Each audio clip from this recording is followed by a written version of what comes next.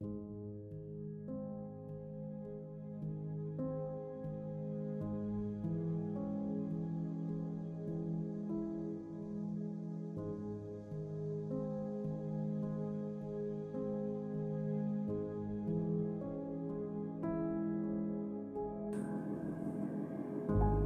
ছিল বাস্তবতাটাকে পিছে রাখা,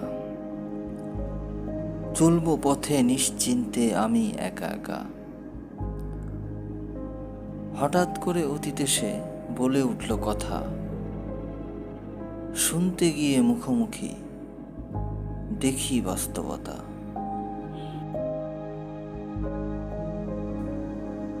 এই বাস্তবতার অনেক নাম, অনেক দুর্নাম। আবার এই বাস্তবতাই শেখায় সংগ্রাম। আমি বাঁচতে চেয়েছিলাম বাস্তবতাকে ছাড়া, থাকবে কিছু স্বপ্ন আর হাসি গানে ভরা।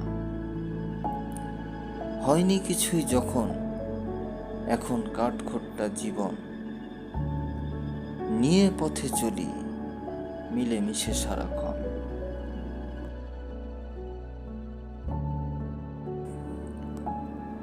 বুঝি না তো বাস্তবতা আপন না পর, এর সাথেই সন্ধি করে বাঁচে কত ঘর।